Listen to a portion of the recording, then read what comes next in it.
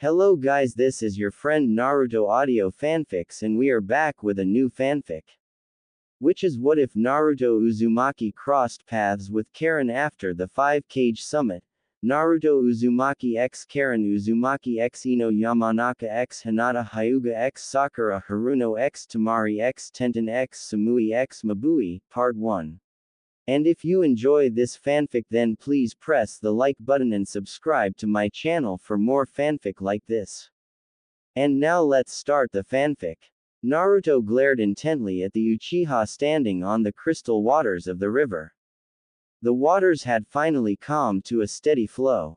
The clashes of the weak versions of their attacks made the river fluctuate for quite some time. Just imagine the full power. Naruto stood tall in all of his orange-loving glory, his deep blue eyes glowing with animosity. The boy trembled slightly as he and his best friend continued the stare down of the ages. Neither broke eye contact as they continued to gauge each other's power and strength, seeing as the two of them were nothing but power. If we fight, Naruto suddenly began. We'll both die. The river fluctuated once more as a great breeze of wind flowed down from the top of the bridge. Leaves flittered down covering the line of sight for both boys. The silence was unending, even with the shuffling of leaves and trees within the newfound wind. Sasuke continued his glare as his once black eyes began to dull out into a dark gray. But then, the last Uchiha shut his eyes and heaved a sigh, before smirking maliciously. Then I guess, Sasuke paused and activated his Sharingan once the Zetsu began to rise from beneath the water. I'll kill you before you kill me. With that said, Sasuke was sucked into the portal of Tobi and the two vanished into thin air with the Zetsu clones disappearing into the river. Naruto kept his glare up but looked away and faced Sakura and Kakashi before turning a deep shade of purple. Sakura's eyes shot from her head. She dashed for the boy and grabbed him before he fell into the river. She had a meek look on her face, and gave a small embarrassed smile to her sensei. I forgot that the Kakenai was poisoned. Sakura let out a wry laugh and sighed in defeat. Naruto, hold still and I'll heal you. No problem. Naruto groaned slightly as he rested his head in her chest.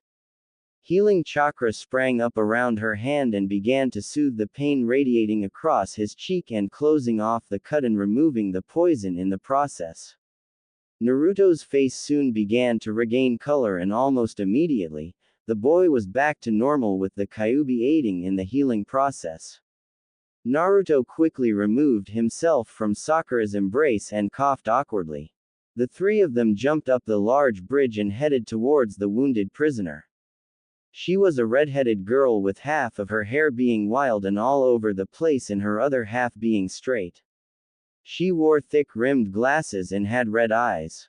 She was lying against the railing of the bridge with a distraught look on her face as she came to the realization that Sasuke was no longer the same as what he once was. Nowhere near. A few footsteps were ahead and the girl painfully turned and faced the three Konoha shinobi standing at the other end of the bridge. She looked down and was hoisted up and piggybacked Kakashi as they left the scene. Her red hair waved softly as they tree-hopped away for their unconscious teammates and comrades. Her glasses began to slip down her nose, but were caught on Kakashi's neck guards. What is going on? Karin looked tiredly at the team carrying her back to Konoha. Damn that Uchiha, after all that I've done. Within seconds, she began to look over her life and everything that has led up to this point. A life filled with disappointment and lies. Promises unfulfilled, the wrong crowds and false love. Her eyes trailed down at the grass below their feet and took a deep sorrowful breath, but tried not to strain herself too much. The group made a quick detour and headed into the forest off the main road and found a small clearing with 4 bodies lying on the ground. 3 men and a large dog. All 4 of them began to wake up thanks to Sakura administering the antidote and healing their bodies and removing the poison from their systems. Almost immediately, Kiba burst into anger and began to scream at Sakura for how stupid she was and how little she had thought the situation through.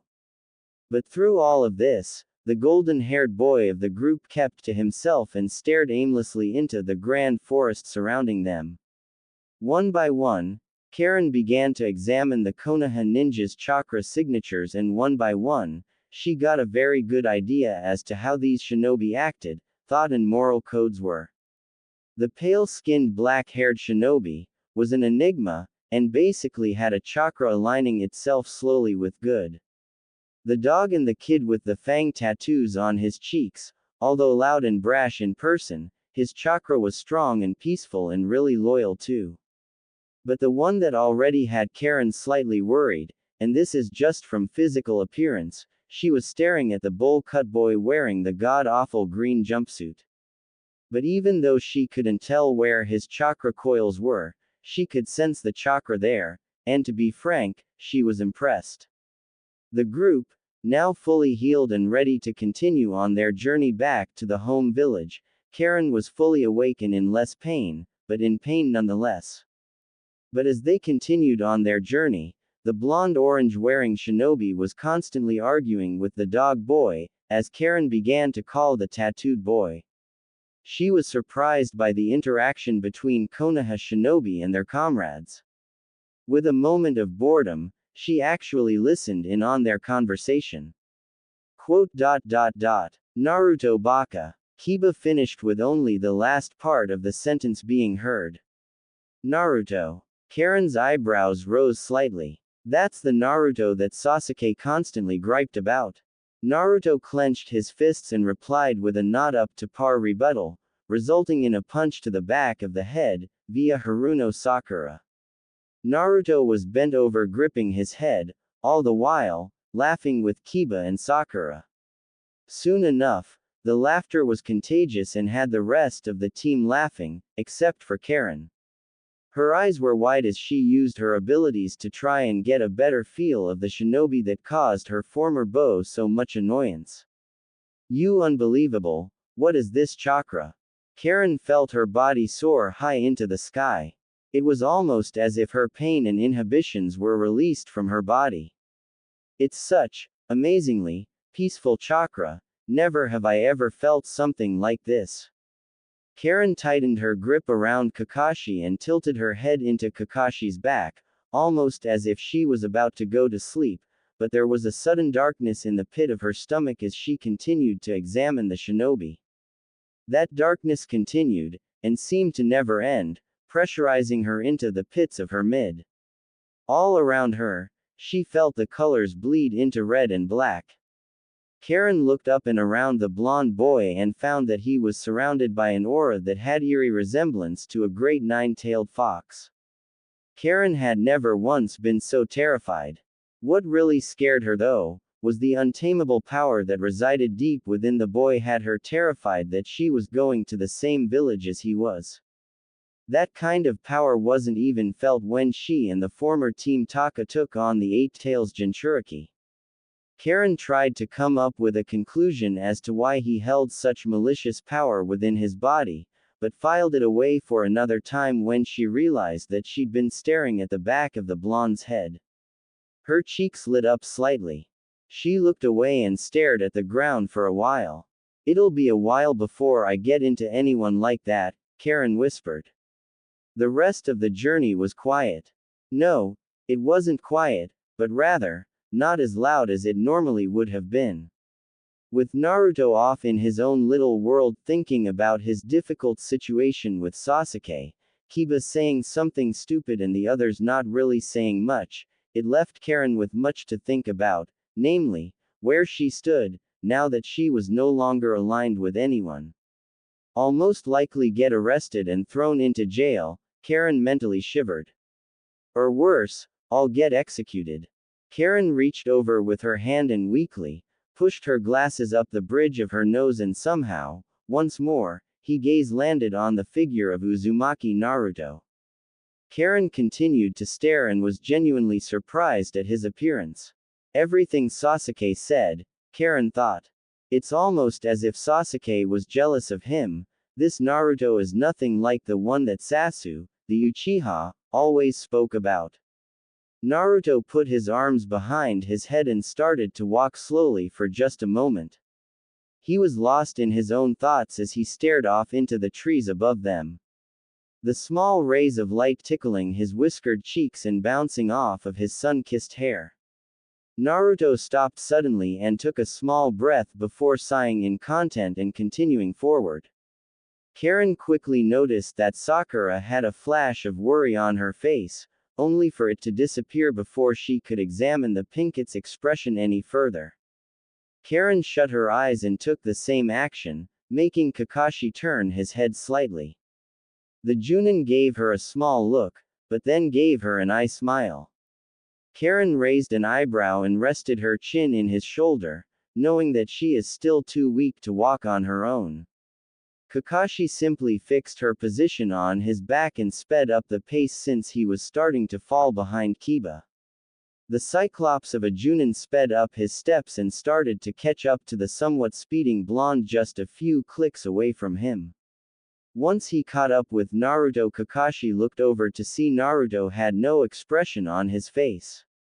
Naruto's cerulean eyes were glimmering and looked deep in thought. Karin saw this, and for the first time, she had seen his face up close and was surprised by his facial appearance. From all of the descriptions that Sasuke gave her, she had half expected Naruto to be some god-awful thing to look at, but to tell the truth, she felt that the blonde wasn't too bad. He looked over from the corner of his eyes and gave Karin a small smile. Karin felt her face heat up from just how bright his smile actually was. Suddenly, she sensed a great burst of peace and happiness radiate from the blonde smiling at her. His glinting teeth seemed a bit much, but Karin seemed to not mind the sight. But there was a sudden burst from that peace once more. It was powerful and it filled her mind with darkness. Everything was thrown in a 1,000-mile-per-hour downward spiral. But from the darkness, the girl was met with two powerful blood-red eyes that glared menacingly into her own crimson eyes. Her skin shuddered, and grew cold in the presence of such powerful orbs. She could feel her chakra fluctuating because of the powerful force that seemed to practically be breathing in her face. Her eyes were wide when she saw what seemed to be the face of a beautiful, light-skinned, redhead with the most beautiful violet eyes that Karin had ever seen. The image was seen in the center of the slitted irides of the beast glaring at her. The woman gave Karin a small smirk, and tilted her head as she looked at the red-eyed girl. Karin's eyes were wide and filled with fear. Karin felt her jaw unhinge, and felt her heart race in fear. This boy that she sensed is filled with such strange secrets that Karin couldn't even fathom. But the dark chakra narrowed its blood-red eyes and sent a major burst of its own chakra, nearly scaring Karin off of Kakashi's back. Looking back to the normal world, Karin found that she was now on the ground. Sakura and the others were looking at her with worried expressions, despite the fact that she was an enemy. But once Naruto came into the scene, Karin saw a quick flash of the crimson eyes staring at her through Naruto's own blue. The redhead had seen a lot of scary things in her life, but never had she ever felt that dark. Never had she felt that terrified. In a quick move without thinking, she started backing away once Naruto reached forward with his hand. A small pang of hurt reverberated through his heart. He looked down and slowly retracted his hand, but Karin quickly reached out and grabbed it. With a quick and brisk apology, Naruto lifted her from the ground and carried her on his own back, rather than Kakashi's. Karin's sensing abilities were exploding in all directions from the amount of dark chakra shooting off of Naruto's body. Karin gripped tightly, tighter than what she did with Kakashi. Actually, with Kakashi, she held him loosely, hence the fact she fell off. Naruto nearly choked from the amount of pressure she was pressing on his neck, but immediately loosened. Oi, Naruto. Kiba started. I think the redhead likes you. How youthful Naruto-kun. Lee howled. I don't like him. I am just making sure that I don't fall off again. Karin roared back, nearly causing Naruto's eardrums to burst. You baka. Now, no need to get feisty. Kakashi gave her another eye smile. We're all trying to go to the same place now. Don't worry, Naruto said in a reassuring voice. We'll get there all fine and then we'll all go our separate ways. At the village, Naruto was walking towards his most frequented place in the entire village, Ichiraku Ramen. His stomach grumbled and tumbled as he walked through the streets of his home village. Everything around him was making good progress in being rebuilt, especially with the help of Yamato's Mokuten Jutsu. A small smile grew on his lips as the civilians began to cheer his name and wave lovingly towards their newest hero. Some even went so far as to say, I hope you become Hokage one day. Naruto didn't know if they were kissing up to him, or if they were truly genuine in their words. For so long, he was ostracized and made an outcast by many of the people that cheered his name. For the longest time, the only form of interaction between him and the villagers was the occasional blurb of harsh words, or even going full out and actually kicking him or tossing him about, or just downright slandering him in any way they could, be it talking behind his back, or insulting him to his face, but now, he didn't know how to respond to their kind words and kind actions. So, he simply hunched his shoulders slightly and looked down towards the dirt road with a light blush on his cheeks. Making a quick turn, Naruto walked towards the nearest exit and took the quickest detour towards Ichiraku. After all of those years of running off to find a quiet and secluded place to cry, gave Naruto an imaginary map of the entire village, one that is burned into his mind probably to the end of his days. Looking up, Naruto felt his eyes light up from the sight of the little paper lantern moving swiftly in the blowing wind. The new Ichiraku ramen stand was no longer a nice hut with cloth hanging over the front of the stand, but instead, it was its own actual restaurant with a large counter and multiple seats. The coloration paid a great homage to their favorite customer, by coloring much of the store orange and black. Naruto smiled devilishly and charged in, sliding the rice paper door open, completely forgetting his predicament, and jumped onto a stool with drool already flowing down the sides of his mouth. He slammed his hands onto the counter, getting the attention of Tuki. 5 bowls of miso ramen.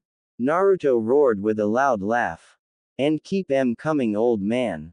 You got it, Naruto. Tuki started laughing and called the orders out to his ever-faithful daughter, Ayame, whom of which was working furiously with the order. Naruto sat in silence as the intoxicating smells of the wondrous ramen came floating into his nose. But, the wooden doors suddenly slid open.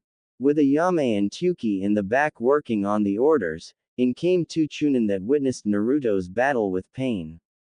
They were surprised and actually relieved, it seemed, to see Naruto. Hey! One of them shouted out with a smile. It's the hero of Konoha. You're right. The other laughed. The elder one quickly walked up to a seat next to Naruto and pulled out a notebook. Please, honor me with your autograph. My son would love it if you did. Same here. My daughter would love it if you signed an autograph for her. The other shinobi joined in.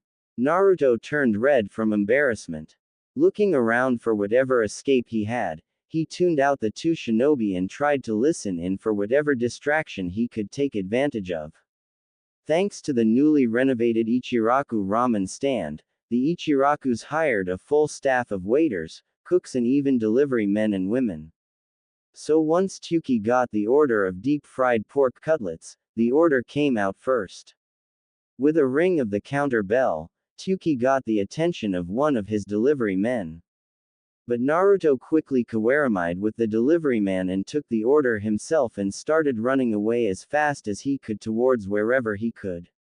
After he felt that he was a good distance away from Ichiraku ramen, he looked around and found that the street he was on was quite desolate and empty. He sighed and sat against the nearest wall and slid down and rested on the ground, placing the order next to him. He leaned his head on the wall and stared at the deep blue sky without a thought in his mind.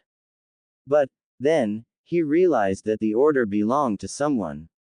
He frantically opened the casing and stared at the destination, the T&I department of Konoha intelligence. He shut the casing for to-go food and shot to his feet. He looked up and found that the sun was still high in the sky, with a lot of time still remaining in his day. So why couldn't he play deliveryman for the day? So, he took his sweet time making his way towards the T&I department building. Now though, the streets towards the building were empty. Almost no one populated the area. Naruto smiled slightly, but didn't let it show. The cheers and the kind smiles were something that was going to take time to grow on him, and he was sure of it. Naruto took a right and headed down a great hill and found that grass was already growing and tree saplings were seen sprouting from the flattened ground.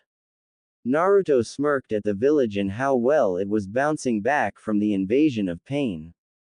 Taking another detour and finding the surprisingly small building labeled with the symbol of the T&I Department of Intelligence on the front, Naruto opened the door and walked inside of the building and headed for the prison rooms.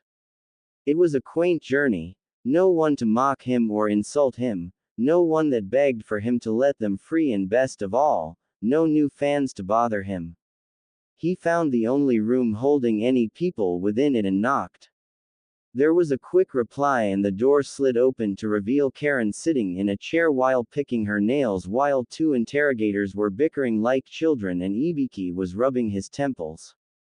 Naruto held in his laughter, remembering the terrifying and imposing figure that Ibiki was as a man. The blonde walked ahead and shivered in fear once Ibiki stood from his seat. The larger and older man kindly took the casing of food and started laying out the meal in front of the redhead sitting behind the table. "You've got your food. Now eat up." Karin ordered this. Naruto asked. "Why? She runs a hard bargain for information."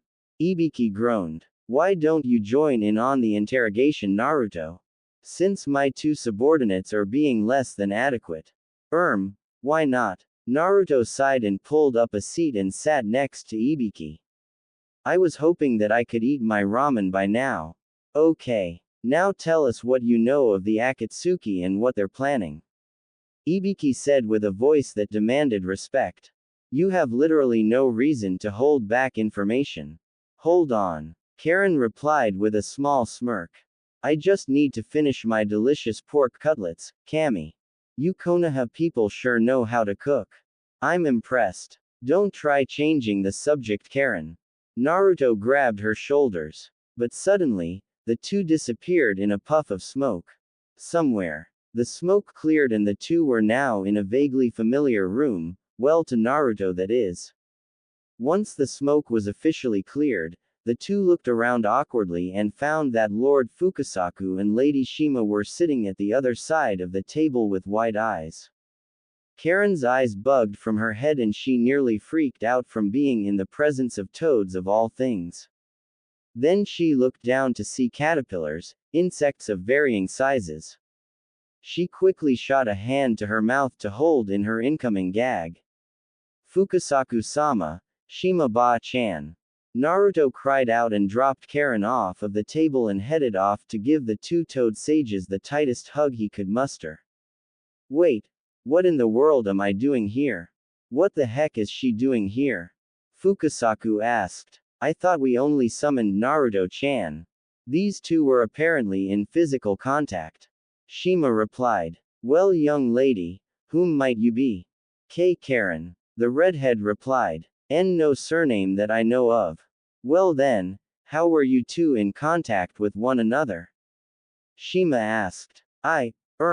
Karin was surprised by the amount of chakra that the two elder toads possessed. To be frank, the girl was slightly terrified. I was interrogating her." Naruto quickly replied. "She was a part of Sasuke's team, so she could possibly have information about the Akatsuki and what they're doing with Sasuke." So she's an enemy? Fukasaku asked with a raised eyebrow. Karen's eyes nearly widened when she felt a chakra spike from the green toad. But before Karen could reply, Naruto raised a hand and shook his head. He then turned his head and looked at the redhead sitting in one of the seats. Karen was surprised to say the least. She barely knew this guy, but he was so quick to defend her against whatever these toads meant to him. She felt his chakra fluctuate in a way that made his actions seem genuine. He had a stern look on his face as he stared the two toads down. There won't be any need to kill her, or dispose of her, Naruto said. She's under my protection since it's my fault that she's here. Are you sure, Naruto-chan? Shima asked. I am dead serious, Shima-ba-chan. Naruto smiled softly. Besides, Ka-chan seems to like her. Outside, the group began to walk towards their destination and seemed to be making a good walk, although the walk was plagued by the innate rambling of Karin. Naruto was confused and seemed to be wondering and worrying about the redhead's sanity. But then after at least 10 minutes of blocking her out, he sighed and decided to listen in on what the redhead was saying. I seduced him, I helped him for nothing. That damned Uchiha tried to even kill me. The nerve of that guy. Karin placed her hands on her hips and glared viciously towards nothing. And yet, why do I feel this way for him? Why didn't he feel the same? Was there someone else? Was it because I wasn't smart or strong enough? Am I not attractive? Karin sighed and looked down, stopping suddenly. I bet it's because of my cursed red hair. Why the hell does this sound familiar? Naruto thought with a strange look marring his face. Suddenly a bright blush formed on his cheeks and he quickly forced his hands into his pocket and started walking forward with a quick pace. The images of the first meeting of his mother came flittering in his mind. She's almost exactly like Ka-chan. Well, actually it's because of your red hair that I think you're beyond beautiful. Naruto suddenly blurted out. I say, that, Naruto. Karin looked at him with a light blush growing on her cheeks. What did you say? Nothing. Let's just continue on to the Great Toad Sage. Naruto started walking faster, trying to get away from the redheaded girl. But, Karin looked with a distraught expression on her face. Whatever, he probably didn't even mean it. Karin charged forward and followed Naruto with the same pace that he was going at and followed the toads towards the central husk. The four entered and bowed to the various toads staring at them and walked through the great structure towards the great toad sage of Mount Myoboku.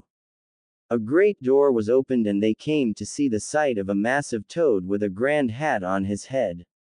Hey, I kinda. Karin was starting to stutter in the presence of such great beings. There was so much that she didn't know about Naruto, and most of those things, she could do without knowing. See, can I go back? If you want to stay in a prison cell for an unspecified amount of time instead of hanging with Konoha's #1 knuckleheaded ninja, then go ahead. Naruto said without a single stutter. You could stay with me and I'll be able to let you walk around and be free, to an extent. What do you mean? Karin asked, slightly worried for what he meant. With a quick sensing of his chakra, she found nothing wrong that would signify any evil intent with his words. I mean, stay under my protection. Naruto replied. With me, the village won't bother someone under the protection of the hero. I mean, thanks, but why? Karin asked. Why are you doing this for me? You don't even know me. Does that really matter? Naruto asked with a small smile. We could get to know each other. Enemy or not, it doesn't matter to me. I guess. Karin sighed and walked closer to Naruto. So what are you, and what is all of this? Well, for starters, this is the home of the Toad Summons. I am the Toad Sage, the only shinobi Toad Sage alive. Naruto began. I have mastered Senjutsu, and that Big Toad is the Great Toad Sage. That's amazing. Karin looked around the room with wide eyes as she examined every crack and crevice and started sensing the large toads surrounding them from the corners and the walls and outside of the building. Everything has chakra. It's amazing. Ah, the old toad sage began. Who are you again? Karin and Naruto face faulted and glared somewhat at the old senile toad. Karin was the first to straighten up, but then Naruto followed shortly. He was glaring at the old toad, but then, the wrinkled lips of the toad began to crease and began to open. I have received another prophecy, the future, he began. It will be one filled with great strife, a great battle will rage between every shinobi, and a clan will be restored and the other will be destroyed. Either the clan of the red eyes or the clan of the red hair, and whichever path you choose, it will decide how the world will either end or be rebirth. How do I do this? Naruto asked. How do I even begin to take a hold of this prophecy? The Kyuubi. Another toad said. You must control the beast in order to bring peace. It is the first key to the door that opens to your true potential. But with this key, there is another. The toad elongated itself and Karin nearly gagged at the sight. The toad unraveled its scroll body and it came to reveal a complex seal formula drawn upon the scroll. On the far right though, there was an Uzumaki swirl with a box on top of it. The toad nodded at Naruto knowing that the boy knew full well of what he was to do. Wait, Karin suddenly said. The Kyuubi. Didn't the Yondaime kill the beast? No, Naruto replied. In truth, he sealed the beast inside of me. I am the Jinchuriki of the Kyuubi no Kitsune. And this seal was devised by the fourth to allow me to control the beast. Naruto-chan. Fukasaku chided. I don't think it's wise to give information so freely to enemies, former or not. I know, Naruto replied. But I trust her. Anyway, let's get this going on. A flame of chakra formed on each fingertip as he placed his palm onto the empty box. The chakra burned into the scroll and the seals began to grow from his chakra, and spread onto his body. Karin started to examine the sudden change and began to feel an overflow of chakra coming from the seal's power, almost as if someone's life force was being transferred into the boy. She could sense the chakra and she had to say, it felt vaguely familiar. Using her knowledge she started to think of whose chakra it was. But then thinking back to the conversation, Naruto said that the fourth created the seal. The chakra felt familiar because of the fact that the chakra belonged to someone she knew. Then she recognized it. The untamable fire within the chakra that showed off the different colors of the person's will. It was so powerful that Karin couldn't miss it. It was beautiful and it filled her with strength. She stared at the chakra flowing into Naruto's body and into his chakra coils. As she watched, she finally realized whose chakra it felt like. It felt like Naruto's. The warmth, the strength, the power, it was all there. There was no doubt about it. Was your father the fourth Hokage? Karin asked suddenly. The chakra stopped channeling for a moment, but only to resume. Fukasaku and Lady Shima narrowed their eyes at the redhead and started trying to sense her abilities through the use of senjutsu. But Naruto though, had a small smirk on his face when Karin asked. To hear people ask if the fourth was his father made him smile. Even though it's only happened a few times. He knew his father at least.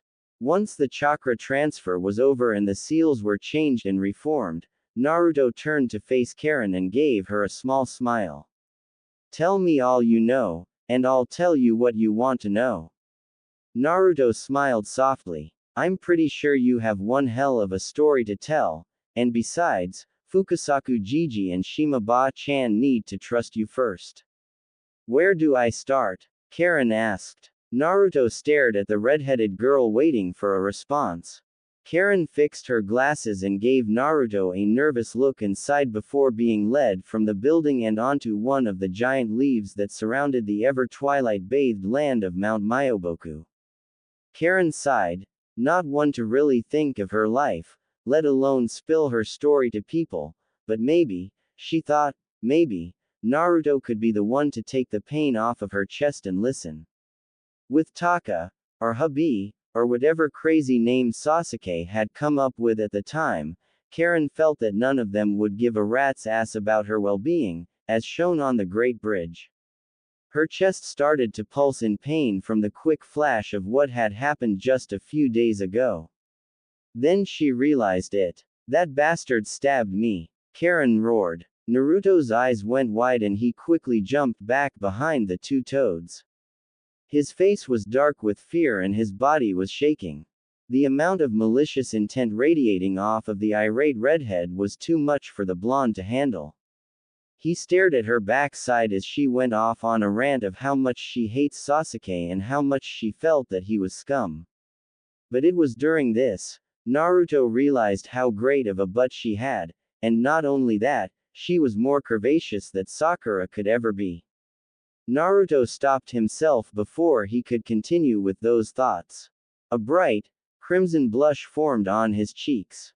Darting his eyes to different directions, Naruto couldn't help but continue to stare at the great curves that Kami had blessed his protectorate with. The blonde suddenly had this strange feeling, almost as if Jiraiya was trying to give him applause.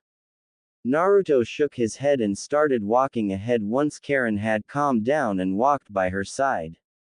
Karin felt the burst of calm chakra coming from behind and looked over to Naruto.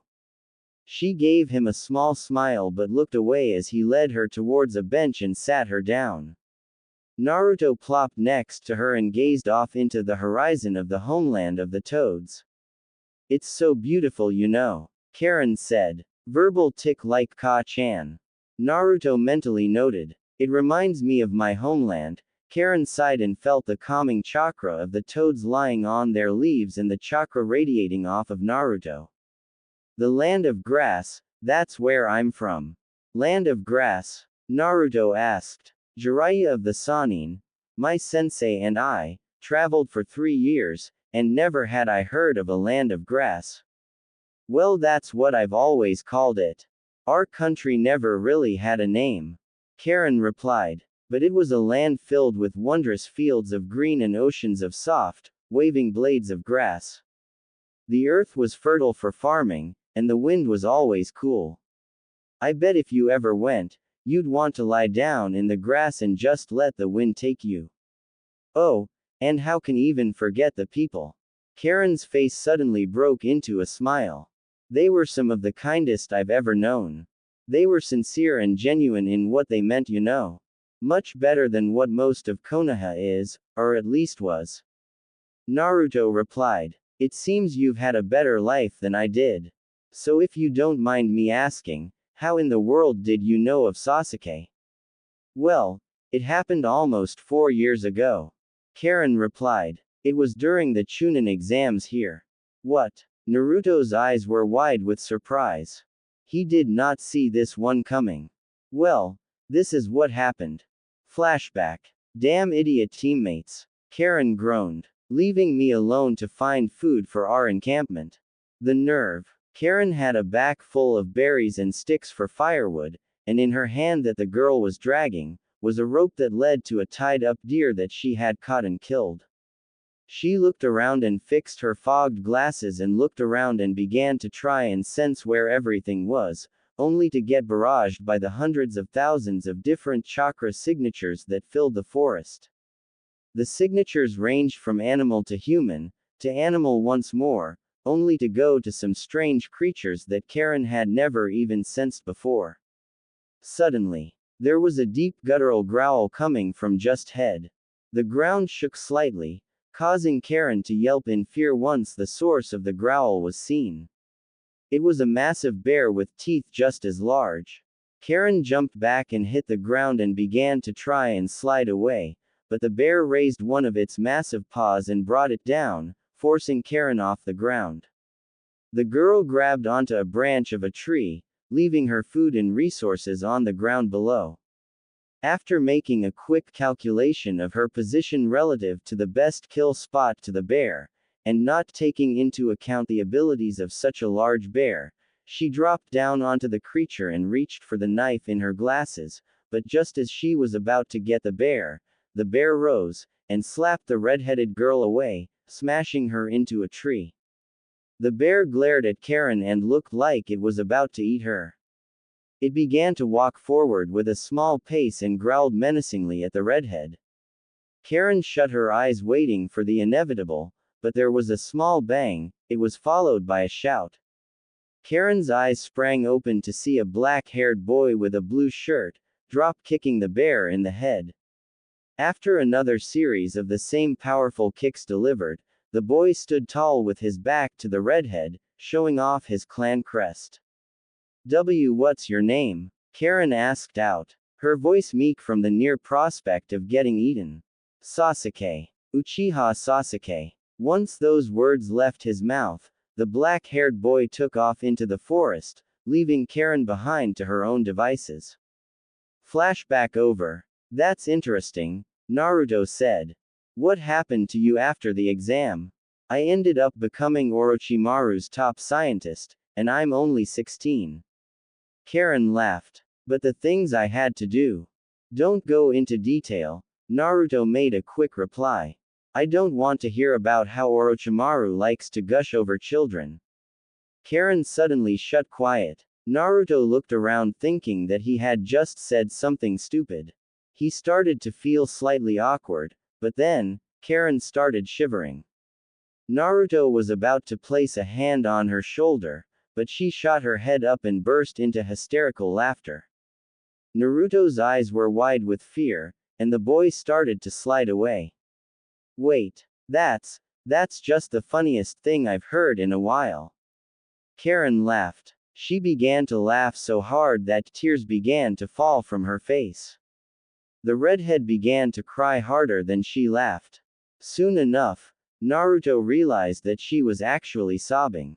The blonde quickly grabbed her and held her tightly and began to whisper softly, in hopes of that being able to calm her down. Her body trembled as she wept into his shirt. Naruto, under different circumstances, would have bolted off towards Kami knows where, and would have left the girl here, but he had a good understanding of who she was and what she's been through. Though not as smart as he would have wanted, but not as dumb as everyone thinks, Naruto understood her. For a girl that's been doing experiments on people for a long time and working alongside some of the scummiest people on the planet, and even joining up with the Akatsuki, Karin was probably on the verge of breakdown. The catalyst was Sasuke stabbing her through the chest with his Chidori spear. I've tried so hard to be good at something, Karin continued to weep. But whatever I was good at, it was either morally wrong or it was just for my body. Wait. Naruto sat Karin up and stared into her crimson eyes. What do you mean, Sasuke? Karin started, but quickly stopped herself and looked away as tears began to sting in her eyes once more. That Naruto growled and gripped the bench. No, I wanted it though, Karin quickly replied. I was naive and I was just so stupid all this time. Doesn't mean that I'll accept it.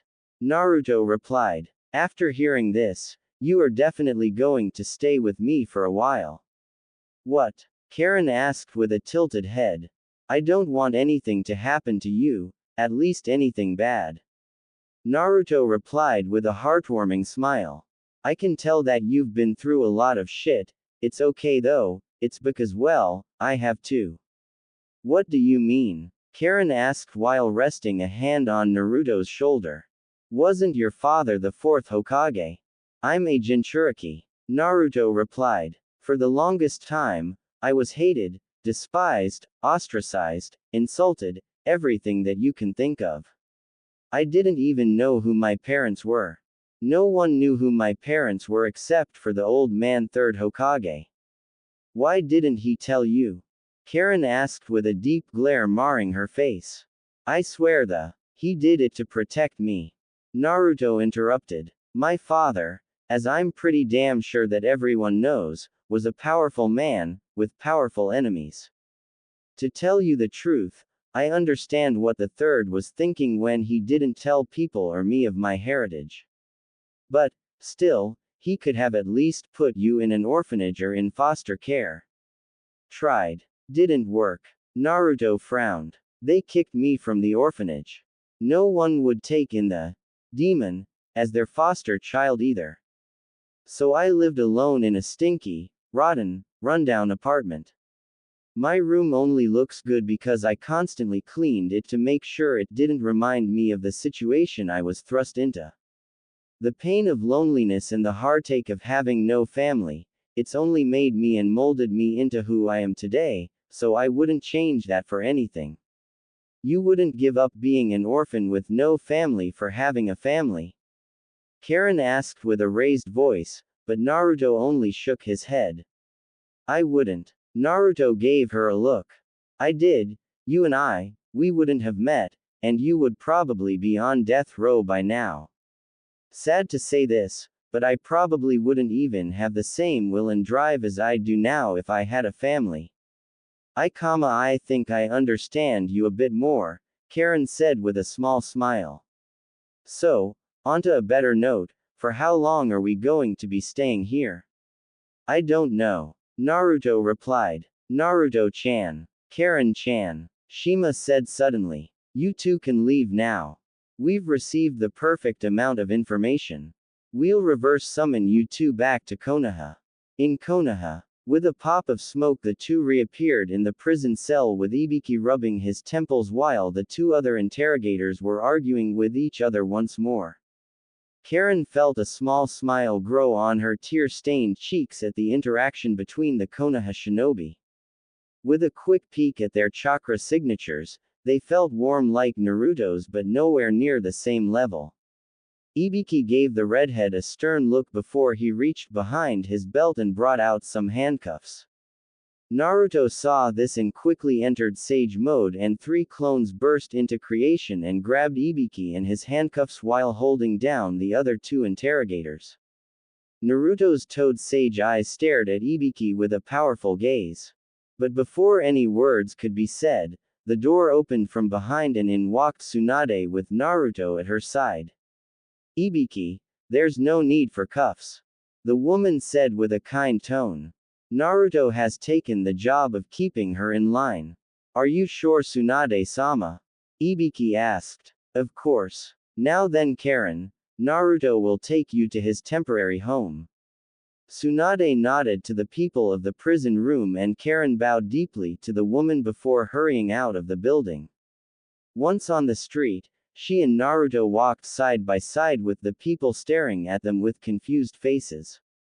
Naruto wasn't surprised. Karin hasn't been seen before, but he was also pretty sure that he would get a mouthful from Sakura, should she find out that Naruto was now caring for Karin. Naruto gave a small laugh receiving a glance from Karin. The redhead simply shook her head and rolled her eyes in response. Karin smiled at the blonde and started to walk at a slower pace to stay at his side. You know, I think I can start to like this setup. With a short, but somehow long and not so boring journey made, the two arrived at Naruto's temporary living quarters. As a sign of thanks from the construction corps of villagers, they made him a great condo and replaced all of his former furniture and belongings with even better products. His sinks and refrigerators were top of the line, his toilet was top of the line, even his damn shower was top of the line. His floorboards were no longer just wood but instead tile. He had beautiful carpets strewn into the floors for a more comfortable walk. Karin was surprised by the scene and looked to Naruto half hoping that his heartbreaking story of being a pariah in Konoha was fake, but Naruto simply shrugged and headed straight for the couch and unzipped his black and orange jumpsuit jacket revealing a black skin-tight shirt that showed off his well-defined muscles and toned body. Karin blushed a mighty storm, and quickly looked away. Wait, if you're going to stay on the couch, where am I going to sleep? Karin asked. Why the bed of course. Naruto replied without even looking up. I can't do that. Karin looked in awe. It's why your home I see can't impose. I don't really care. Naruto slid out of the couch and walked up to Karin with a playful smirk on his face. What are you Karin yelped out with a bright blush growing on her face as Naruto swept her off of her feet and into a bridal-style position. Karin's face was soon enough, just as red as her hair. Naruto shook his head and slowly slid his bedroom door open to reveal a large king-sized bed and slowly laid Karin onto the mattress. Karin was surprised with the cleanliness of the bedroom and quickly surmised that Naruto doesn't really spend much time in this room. You know, this is actually the first time I've ever even touched this bed. Naruto whispered. What? Why? Karin looked at him with an incredulous look. This thing feels amazing. I'm not really one for material possessions, or even nice things for that matter. Naruto replied and sat on the bed as Karin moved over. This place is a bit too much for me, you know. I'm just not really used to having so much. Don't worry, Naruto. I'm pretty sure you'll get used to it someday. A few weeks later. For the past few weeks, Naruto and Karin were practically inseparable. They lived together and Karin had no idea where to go, so it was understandable. But they didn't just go anywhere, they went to Ichiraku Ramen and to different places that are frequented for couples. Many of the villagers began to get a hunch that Naruto and the redhead of Konoha were starting to fall for each other. Though a bit too soon in their quite fragile friendship to be thinking like that, Karin couldn't help but think that way. Naruto was kind-hearted, smarter than what he let on, and a hell of a lot stronger than what she originally thought. But the thing Karin loved the most, Naruto let her have his bed, while he slept on a couch. Though that sounds mighty selfish, Karin actually, for the first few days of them living together, argued with the blonde to let her sleep on the couch rather than on the bed for once, but Naruto simply replied to the effect of saying, "You're a guest, I can't do that to you." Karin, at the moment she gave up asking, realized that Naruto was probably one of the most hard-headed idiots she's ever met, and to be frank, it aggravated her at times. His idiocy, though, was one of his major flaws that drove the bespectacled girl up the walls. Though he was smarter than what he let on, he was still an idiot. But at least he was a kind-hearted idiot. Karin for so many hours put in large arguments and amounts of pain into the blonde Jinchuriki only for him to continue his idiotic ways. But returning to the bed, even though the bed was nice and soft, and surprisingly comfortable, Karin struggled to sleep a lot, because of the change of lifestyle and the change of crowd. Normally, she'd be to sleep or not even sleep because she'd be moving around with Taka, or hubby or whatever Sasuke felt like naming their group. Some of those dreams turned into very vivid nightmares. But Naruto's calming, peaceful and loving chakra always filled her mind and her heavy heart, forcing those dreams away and filling her dreams of him. The peace of being with Naruto for the past few weeks made Karin rethink her life, and now, she was definitely starting to fall for the hero of Konoha. How could she not? Karin was also becoming friends with a few of the Konoha 11, while slowly making her way to becoming friends with the more influential ones in Naruto's life, namely, Haruno Sakura and Hyuga Hinata. Upon meeting Hinata, Karin could sense the amount of love in her chakra being directed towards Naruto whenever they were seen together. Karin could see how obvious it was that Hinata was in love with Naruto, and from what the redhead had found out, Hinata confessed her emotions for the blonde, but Naruto either didn't reciprocate the feelings or just didn't bring up the subject again. Karin, though, was surprised by the obliviousness of Naruto when he didn't realize how obvious Hinata's feelings were for him. But, Karin had to say though, of all of Naruto's friends, she felt that she hated Sakura more than the rest. Sakura, upon their first meeting since Sakura healed her at the bridge, the Pinkett immediately interrogated the redhead about the reasons for why Naruto was taking care of her. Karin defended herself from the prying Pinkett, but Sakura didn't let up, showing Karin that Sakura held the same stubborn will of Naruto. Within minutes of the interrogation, the two of them blew up into a great screaming battle with both releasing their inner personalities. Karin during their argument showed that she held the same super strength that Sakura did.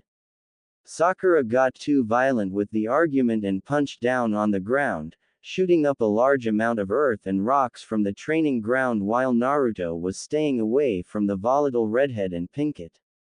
He hid in a tree, remembering Sakura's inhumane super strength from training and worried for Karin's health. But just as Sakura rose her fist from the ground, Karin rammed her fist into the ground, splitting the training ground in half, launching dirt and boulders high into the sky. Naruto had nightmares of the event for a few days. The poor boy was launched from his branch of safety and landed on the ground below to face the hailstorm of falling stones and boulders falling from the sky above. Naruto had a quick glance of Karin and shivered at the sight. Karin's face was dark as a malicious smile was spread across her face and her glasses were covered in lens glare. Oh, that day brought smiles to the redhead's face every time she thought of it. But now, she was sitting in the hospital getting processed into the hospital core. Karin sat in silence and read a special copy of Ika Ika Tactics. She had her face buried in the pages in the book, receiving estranged looks from other nurses and med-nins. Karin paid no attention to them seeing as she was completely engrossed in the contents of the smutty novella. But her mind was on her wonderful roommate and guardian. The blonde was at times, she had to admit, a bit of a handful because of his outgoing persona, but she could honestly say, he was a great person to be around. Karin sighed though and looked away remembering what he said at Mount Myoboku. Even though it was so unimportant, it made her heart flutter. He had called her beautiful because of her red hair, the same red hair that she seemed to despise more than anything else in the world. Another smile formed on her lips. She unconsciously slid a hand through her red hair and fixed her brown framed glasses and continued to read. Little did she know though, Naruto was going out of his way to make sure that she felt accommodated in Konoha. The blonde hero was in the Hokage Tower having a grand debate with Tsunade to allow Karin some privileges. Ba-chan, Naruto said once again, if we're going to help me train and tame the Kyuubi, then don't you think having a censor like Karin with me to make sure nothing wrong happens? I would love to do that, Naruto, but I can't just let a prisoner, protectorate of the hero or not, waltz freely around the world. Tsunade replied. But, come on. Naruto quickly replied. The moment I leave her, who knows what's going to happen to her? You think I haven't thought of that, Naruto? Tsunade reprimanded. The only choice is to throw her in jail. No. Naruto growled. I made her a promise that I wouldn't let anything like that happen to her. I know that, but you need to think of this from my perspective. Tsunade pinched the bridge of her nose. Let me give you a basic overview of her rap sheet. I already know it, Ba-chan. Naruto sighed in exasperation and sat up from his seat. She told me already. Then you should know why I can't just let her leave and come with you. Tsunade replied with a stern expression. She could, for all we know, could be a spy working for Orochimaru that purposely got herself captured. But I know she isn't. Naruto replied. Naruto? Tsunade's eyes were wide. Are you falling for her? What? Don't be absurd, Ba-chan. Naruto replied with a small tint of a blush forming on his cheeks. She's just a friend. Whatever you say, Naruto, Tsunade laughed. But getting back to our argument, I can't allow Karin to leave the village just because you say that you trust her. She's not even a shinobi aligned to any village. Then make her a shinobi of this one. Naruto blurted without thinking. You want to run that by me again? Tsunade asked with a raised eyebrow. Goad him into it. I was saying, make her a shinobi of this village. Naruto replied with a little less than adequate confidence. She's a good medic, hell a damn good one, and she's literally one of the best censors I've ever met. She could tell if someone's lying just by reading their chakra. Those are skills that I've got to say that are priceless. You drive a hard bargain, Naruto, but you still haven't convinced me. Tsunade smirked. Just a little more. Then put her in a new team of genin that are trying to become chunin. Hell, you could even put me in that team. Naruto stood from his seat and rested his knuckles on the desk with his head dropped low and his hair covering his eyes in shadow. Naruto. She isn't even a genin. Tsunade-sama. The Hokage's eyes went wide, but Naruto went ahead and chose to continue. I will never call you that ever in your life, but I am now, just to show you the gravity of this situation. I'm listening, Naruto. Tsunade motioned for the blonde to continue. I'm not as dumb as most thought I am, well, at least not anymore.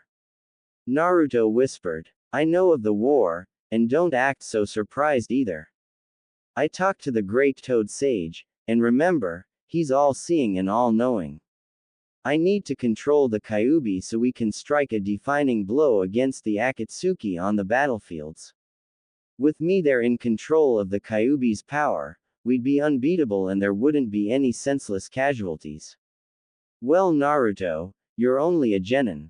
No one will listen to you, even if you have the power and the skills. Then let me and Karin go to the Chunin exams coming up soon in Sunagaku. Naruto replied without a stutter in his words. We have the skills, we have the abilities. Let Karin get into the shinobi corps, I'll vouch for her. I'll do all I have to do to keep her safe. Why? Tsunade asked. I don't know. Naruto sat back down. There's something about her. I think that she's a main part of this prophecy that the Great Toad Sage was talking about. She's important, or else the Great Toad Sage would have told her to leave. It's happened before, you know. So you're saying? Tsunade stopped to think back to the beginning of the conversation when he ran the prophecy by her the first time. Karin could be the mother of the red-haired clan or the red-eyed clan. Not really. I'm just saying that Karin is important to it all. Naruto replied. The first step to all of the strife is by doing something that could change the course of the entire prophecy, and I intend to do this as the first step. Karin is strong, Ba-chan. She just needs the right push to bring it out. I saw her potential firsthand when she sparred with Sakura. Alright, Naruto, you've convinced me. Tsunade threw her hands up in defeat and sighed.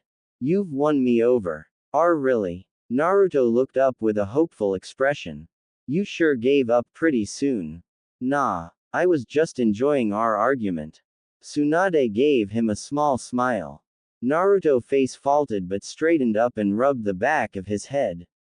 Now get the hell out of here, Gaki. I have some blasted paperwork to do. You got it, Ba-chan. Outside, Naruto walked down the street with a smile beaming off of his face. After spending the last few weeks in the company of the irate redhead known as Karin, Naruto couldn't help but feel his heart flutter while being in her presence. Maybe the old hag was right.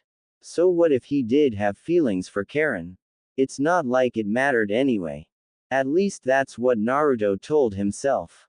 After the nights when Karin would have those vivid nightmares of hers and he'd have to calm her down using his chakra, the blonde felt inclined to keep her happy and keep her safe. Besides, she was living with him, for crying out loud. But the last nightmare she had was of Sasuke and what he had done to her. Her screams and her gasps for air were embedded into his mind. The genuine fear and pain being released from her voice was palpable. When Naruto woke the redhead from her slumber, her once crimson eyes were pale in comparison to what they normally were. The memory of her pain was a sore spot in his mind. Her tears spilled onto his clothing and her cries were deafening. But the real problem, though, was making sure that her glasses stayed safe and unblemished. Without them, Karin was as good as blind. Knowing firsthand of how bad it was Karin reacted, Naruto never again wanted her to experience that fear. He shook his head of those depressing thoughts and began to sift through his memories for more appropriate images. Especially that one time when he and Karin went for a walk in one of the newly formed parks. The green grass waving softly and tickling their arms and legs, and the soft winds blowing through their hair, Naruto smiled at the serene image but shook it off, knowing that if he continued on those thoughts, he might bump into someone. Where could she be? Naruto thought to himself. She is a medical person, so the hospital is a good place to check. At the hospital. Thank you for your time, Karin-san. I hope we'll see you again. The nurse bowed to the redhead with a smile spread on her face. Thank you too. Karin replied with a curt bow and walked out through the glass doors only to smash face first with Naruto. Holy shit. Karin screamed out. Naruto looked up to see Karin with eyes as wide as plates and her glasses just a few feet away on the sidewalk. Karin frantically felt around the sidewalk looking for her glasses, but with no luck.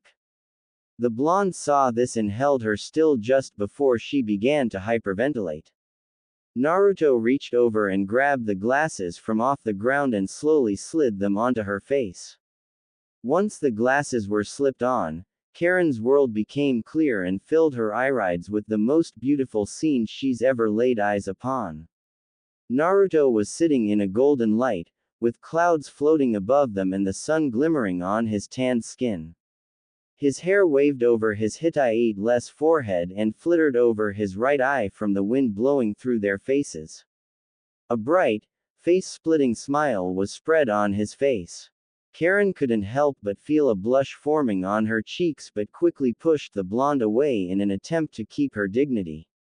Naruto was confused but stood up and pulled Karin to her feet.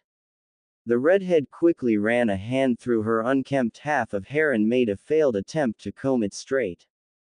The two coughed awkwardly and looked away from each other only to make a powerful link of eye contact.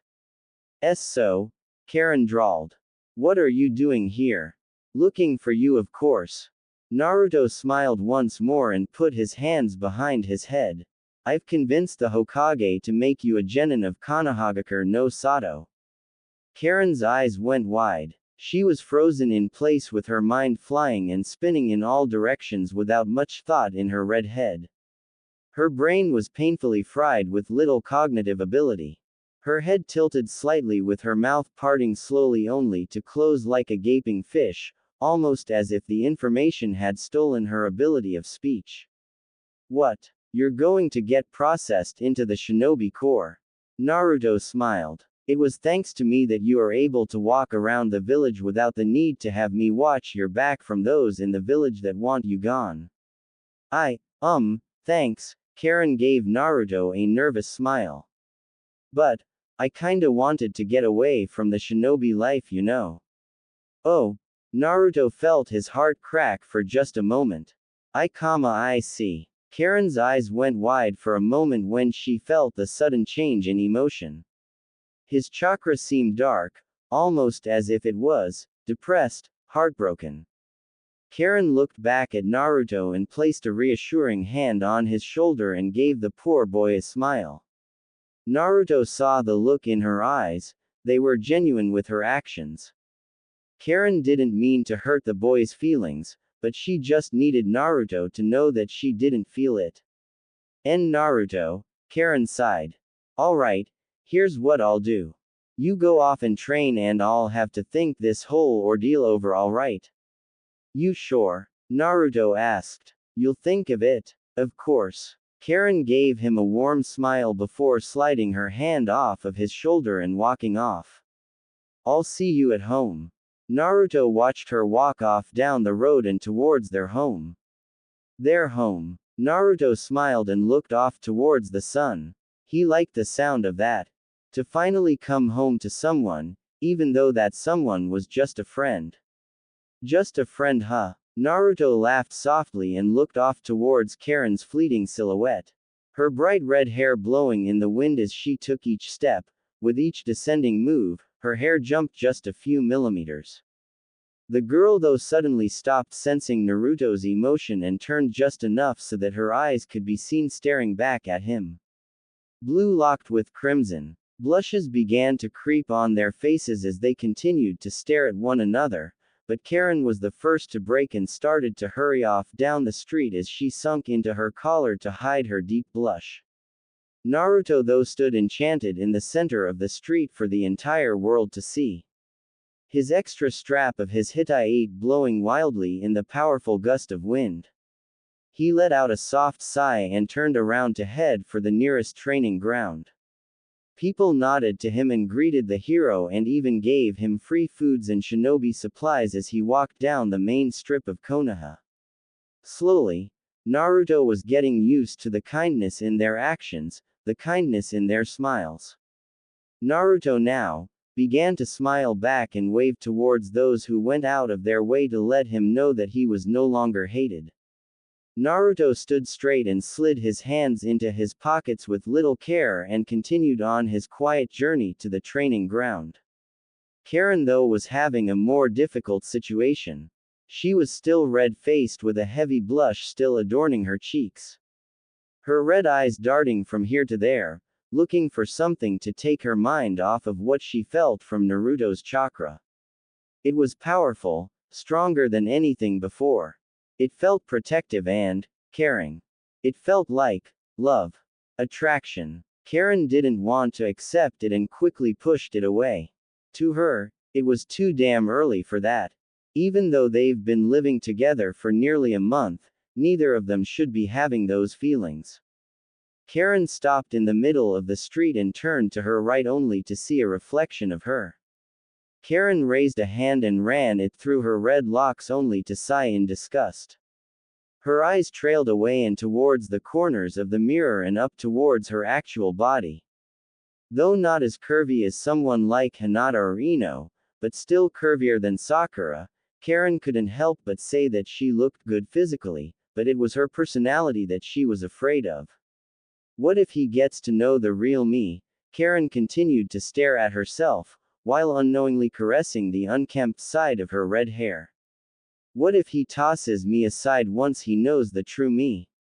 Hell no, he won't. Karin could have sworn that her reflection just shouted that to her. You felt his chakra. He is sincere, unlike that Uchiha bastard. But before everything went to shit, Sasuke's chakra felt the same way. Karin thought to herself. Kami, why the hell was I so stupid? You were being naive. Every girl our age is like this. Reflection. Karin replied. Just sleep it off. You know what? I'm sleepy. Karin stretched and continued on her journey towards her new home. Ooh. Naruto stood in front of a small grave site that he put together himself, with 3 kunai embedded in the ground in a triangle formation. In the center of the triangle was a gravestone with a bouquet of flowers made from paper, a small green book and a picture. The picture itself was the most important of the 3 objects. In it was a picture of Jiraiya sitting down with Naruto fast asleep on Jiraiya's back. The blonde-haired boy smiled softly at the image and the memories that came with it. He stood from his bent knees and bowed his head to the gravesite and tightened his Hitai-8. Naruto threw up the cross-hand seal and poof, 2 clones popped into existence. The 2 of them stared at Naruto, immediately getting the message. The 2 clones dropped down in cross-legged positions and began to meditate. Their job was to work on gathering Senjutsu chakra as quickly as possible. The real Naruto channeled Senjutsu chakra into his body as quickly as possible. Once he was finished, the eyes of the Toad Sage were upon him. Orange eye shadow grew with the eyes of toads taking place instead of his regular cerulean orbs.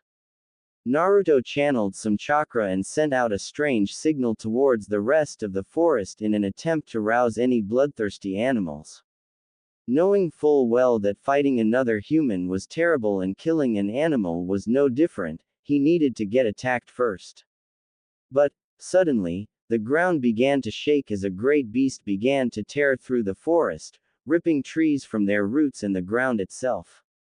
In front of Naruto was a great gorilla, not native to Hai no Kuni, or anywhere that he knew of at least. The gorilla launched its fist down, launching up a great hailstorm of boulders and rocks, much like how Karin does. Naruto weaved in between each boulder as it descended and charged forward for the beast itself. Naruto looked around with his sensory ability and found that his two clones were in danger and needed to be protected. Naruto turned his attention back to the gorilla and formed an Udama Rasengan just before he rammed the ball of volatile chakra into the gorilla's face, knocking it back. Naruto slowly floated down to a tree branch below and stared off at the massive creature he was facing. The gorilla sat back up and glared at the blonde standing proudly from the top of his tree. This training got more serious, I guess. Naruto thought to himself. Yo, Kyuubi. Think you can lend me some of that oh so coveted chakra of yours?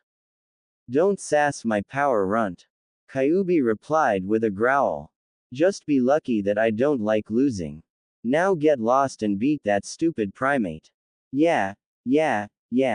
Naruto shut his eyes for just a moment, but once he opened them, his eyes came to reveal the Toad Sage Mode eyes, but with a black slit going down the center vertically. The orange eye shadow that formed turned into a blood-red color. The gorilla felt his sudden increase in power and began to surge its own chakra, blowing away a few trees in the process. This gorilla wields its chakra as well, but isn't smart enough to use ninjutsu, Naruto thought to himself. Suddenly, the beast swung its hand down at unbelievable speeds, annihilating the tree that Naruto once stood on. Naruto, though, was able to dodge the attack and landed on the back of the gorilla's furry hand. The boy narrowed his eyes at the malicious look that the gorilla was sporting, but they quickly sprang open. Naruto jumped off of the gorilla's hand as he had sensed something big coming from the gorilla. It was powerful, hot and extremely dangerous. The beast bent back as a great surge of chakra was felt building up in the gorilla's belly, just before a great gust of hot wind came from the massive primate. The gorilla's belly began to glow a dangerous orange color, just before the gorilla belched out a fireball the size of the Fire Country. Naruto's eyes grew wide at the sight, but he didn't show any fear. If anything, he welcomed this new and somehow powerful-looking beast. The massive ball of fire came closer and closer, incinerating everything it flew by, and turned trees into instant ash, surprising Naruto of its actual power. The sage shut his eyes and channeled as much senjutsu as he could, knowing full well that if he failed, it was over for him. Naruto applauded himself, knowing that the best way for him to perfect his skills was under pressure. He channeled the senjutsu chakra into a massive and invisible blade. Molding and folding, carving and building, Naruto forced as much as he could into the blade. Since his chakra control was shit, he was struggling harder than what he should be. Looking back at his clones, the two of them had finally finished gather enough senjutsu chakra to last at least 10 minutes each. He smiled softly and formed two shadow clones, both imbued with senjutsu, and the three Narutos began to mold the chakra into the great blade that the original required. Just as the fireball got within range, Naruto swung the great invisible blade down, and split the great ball of fire in half, and dissipated the attack altogether.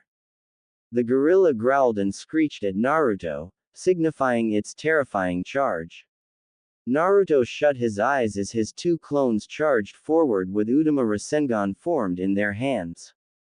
The two clones jumped up and rammed the attacks into the gorilla, blowing it back a few feet, leaving it open for a third attack. Once the smoke and chakra residue subsided, a Rasenshuriken came zooming in at amazing speeds.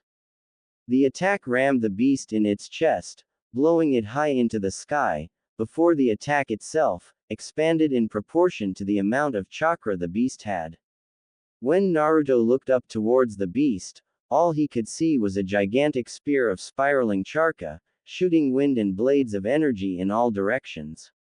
It was such a powerful attack, that even the clouds were contorting to the energy being released from his attack.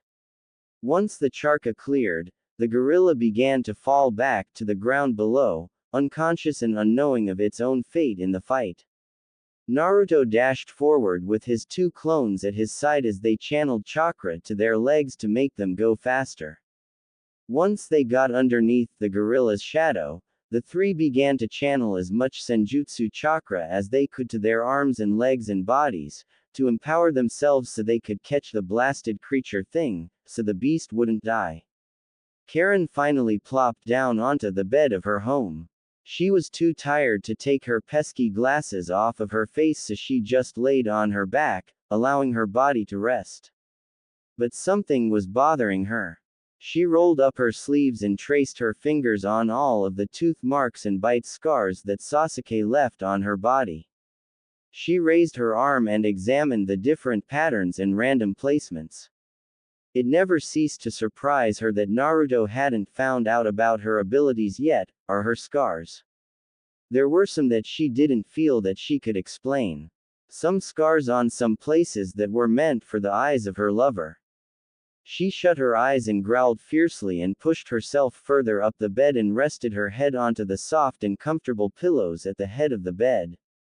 She crossed her bare arms over her chest and let her mind drift.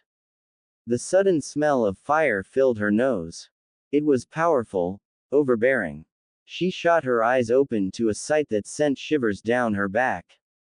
The entire village was ablaze. Standing in the center of the fire was Uchiha Sasuke, drenched in the blood of his former comrades. His Sharingan blaring for all who dared to stand up against him.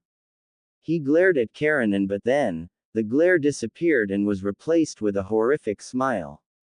Ooh! Naruto had successfully delivered a pounding on the gorilla and managed to beat it back into the forest.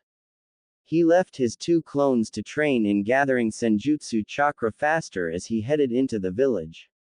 He had his hands behind his head with a calm look on his face, but with sweat pouring off of his cheeks.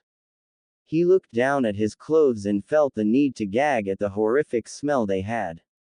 You know what? I'm going to go home and change first.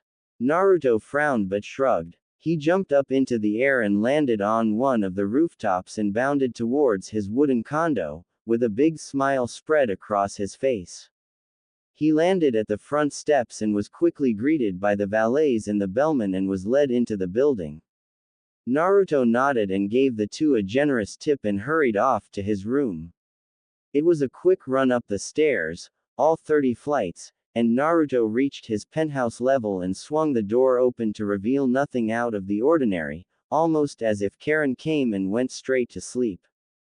The blonde shinobi tiptoed towards his room and peeked into the bedroom and smiled softly at the sight. Karin was fast asleep, and even had a small snore. He opened the door fully this time and slowly slid into the room completely silent, using the skills he used to sneak around bullies during the night as a child. He pulled his dresser open and drew out some casual khakis and a black dress shirt. He backed out of the room and clicked the door shut as quietly as he could and changed in the living room of his condo. After checking himself out in his mirror, he made a soft click at himself and headed straight out of the door and back down the 30 flights of stairs and back onto the streets of Konoha. He looked up to the sky and found that the sun was going down and the nighttime scene was soon upon the village. He smiled and trudged off through the streets as he admired everyone and everything he came across. The more he enjoyed everything, the less hatred and burden he felt. With each step, he thought of his role in the coming role, and with each passing smile and compliment, he felt the inhibitions wash away. He looked up once more once he noticed that one of the street lights flickered on. The sky was bathed in a beautiful maroon hue mixed with a slight crimson, almost the same color as Karin's eyes. He couldn't help but feel his lips curl at the thought of his roommate and protectorate. He slid his hands into his pocket and walked off to nowhere in particular, but just as the night scene of Konoha kicked in, the hero of Konoha was stopped all of a sudden by the blonde bombshell of Konoha, Yamanaka Ino. Naruto. Ino called from behind the blonde. Where are you going to? Ino jogged up to Naruto with a slow, tentative pace, almost as if she were trying to seduce the toad sage. Naruto's eyes grew wide as blood shot to his nose. Ino was wearing a beautiful, but thin shirt with no discernible bra underneath to hold back the bouncing nature of her. A blush as bright as the moon above them grew on Naruto's face the longer he kept his eyes glued onto the blonde bombshell making her way to him. Nowhere. Jay just looking for some place to eat. Naruto's face flushed deeply. Ino seemed to not have caught the slip. Really? Ino smiled softly and locked her arm with his. Let's go somewhere. I'm off from work, and Sakura has to work extra at the hospital, you know. I'd love that. Naruto smiled. So where do you want to go to? Ichiraku Ramen. Ino asked with a sly smile. How does that sound? Doesn't seem like a very Ino thing of you to offer up, Naruto said with a narrowed eye. Does that really matter? Ino asked with a smile. It's ramen. Well, that does sound really nice. Naruto broke into a faux thinking pose. I suppose we could get ramen. Well, stop supposing because that's exactly where we're going. Ino smirked and began to walk at the same pace as Naruto. Naruto, though, not one to really check out a woman's assets, had to say, in all honesty, Ino was downright one of the girls he'd ever met. That long blonde hair and her sky blue eyes kept his eyes hooked, but he couldn't forget that body that Ino was blessed with. Her curves were definitely better than Karin, and Ino seemed to have an even better athletic build. Then again, Karin has lived underground for much of her life doing experiments for the pedophile. Naruto looked into his memories and wondered why he was so attracted to Sakura for all these years, when here, Ino was definitely all over him. During their calm walk, Naruto began to think of Ino's skills compared to Sakura, hell even Karin as well. After a good few moments, he quickly realized that Ino, so far, is the most useful of the three. She had an arsenal of powerful mind techniques, and was also the most beautiful of the three. Though Naruto would probably never say that to her or anyone but himself, the boy couldn't help but think she was the most beautiful girl he'd met, despite her flaws as being one of the loudest, meanest and rudest women he'd ever met. If only she could change her personality just a tad bit, Naruto felt that he'd find her attractive. Naruto's eyes suddenly started to trail down from Ino's bangs and down to her collarbone. Right, Naruto? Ino asked. Oh shit. I wasn't listening to her. Naruto's eyes grew wide for a quick moment, but he quickly straightened up and let out a meek, of course. Seriously, right? Ino began to laugh. I knew that you would be the perfect person to rant to. Oh shit, nice save there, Naruto. The blonde shinobi sighed in relief. You know what? I think I should start learning how to read people's lips. Ino went off on another rant about assholes at her work and bitchy people at the hospital. Though her style of ranting and complaining had a vague resemblance to Karin and Kushina's ranting, Naruto found it boring. She complained about this and that, but at least her voice wasn't as loud as it normally was, or else it would have gone from boring to annoying. They made it to Ichiraku and got themselves a nice booth and ordered their normal amounts of ramen, with Naruto having about 20 bowls and Ino having about 2.5. They ate enjoying each other's presence and had very little care in each other's eating styles. Naruto chose a more manly way of eating and started slurping his noodles in every direction while Ino, she ate like a starved pig, with ramen broth shooting in all directions. People eating around them gave the two blondes of Konoha estranged looks and some even left because of their commotion. But neither blonde gave half of a rip. They were enjoying their time together.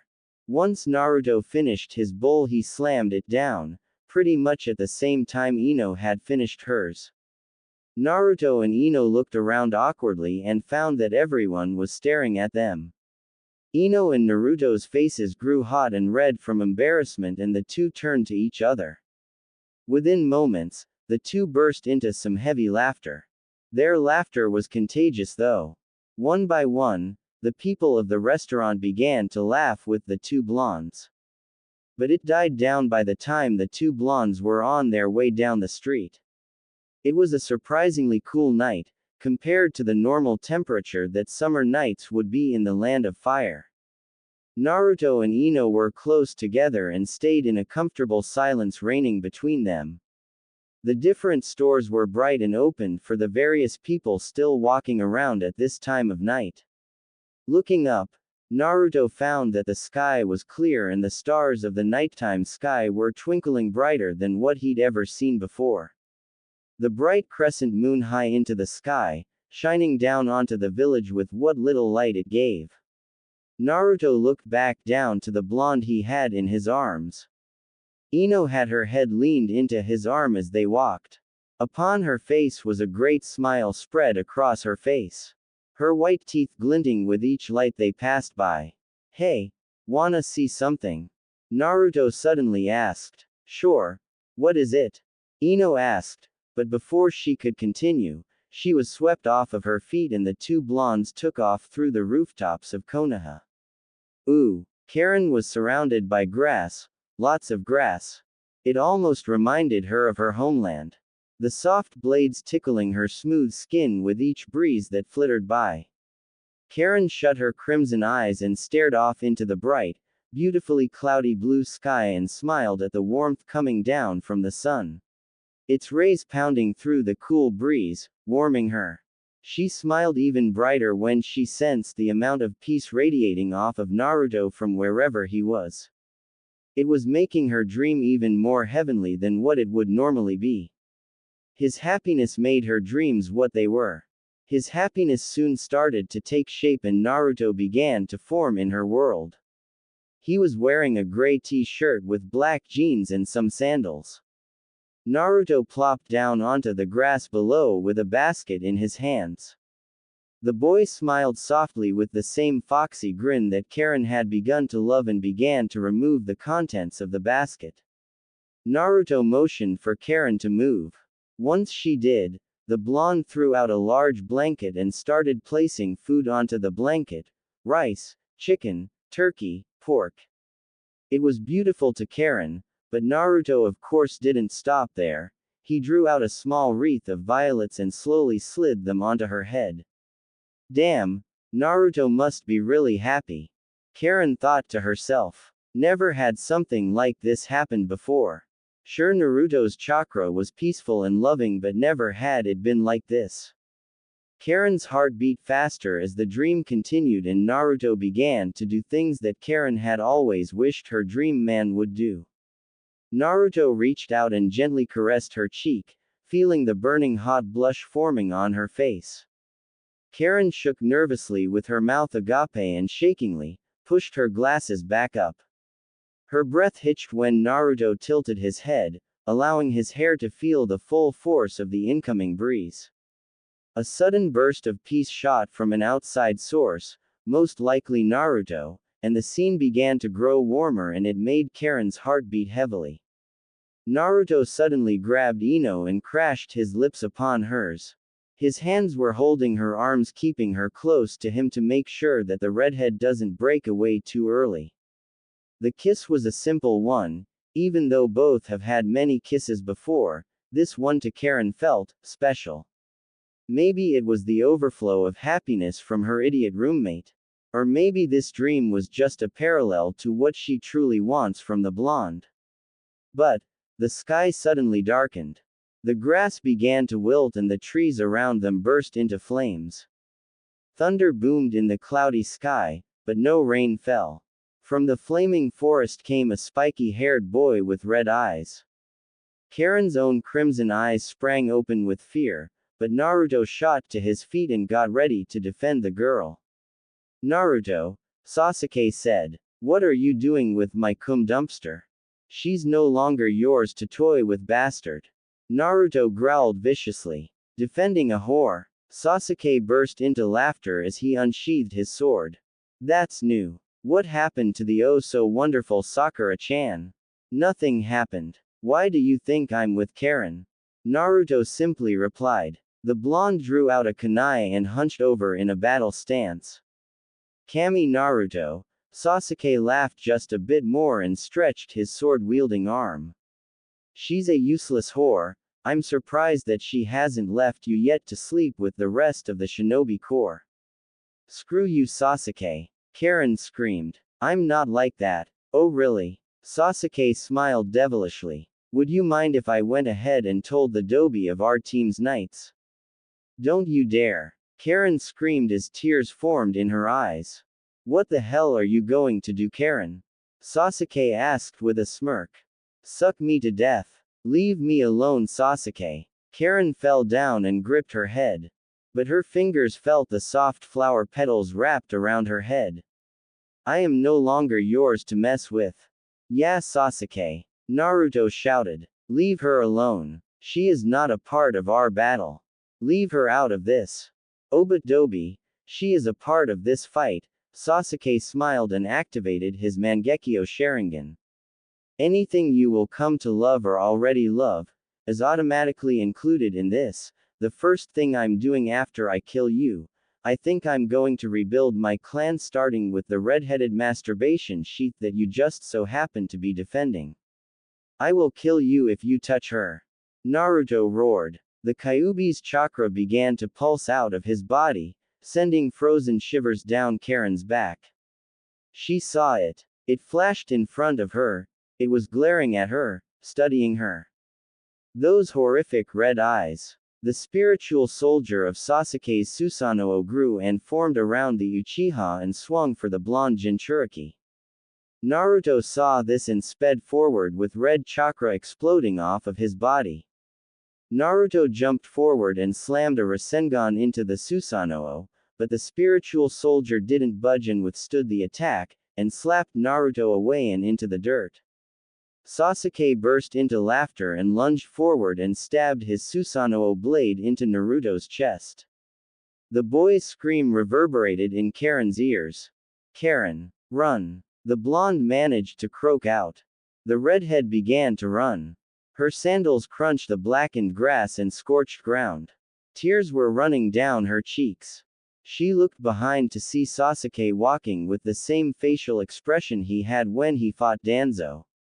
But from her distraction of looking back, she didn't notice the other two newcomers walking in front of her.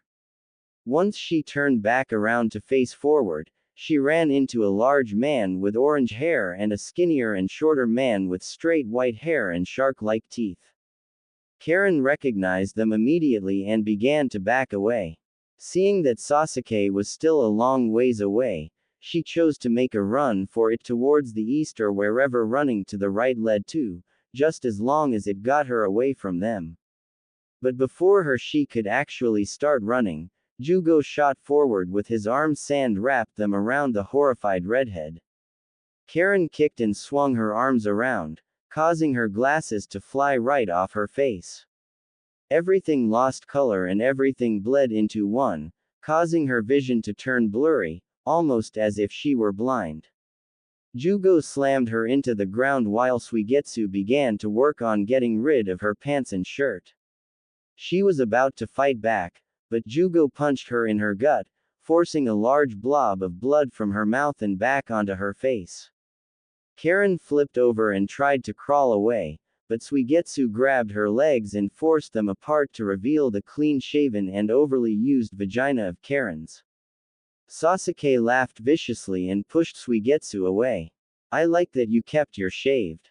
Sasuke sneered. I wonder what Naruto thought of how widespread you are.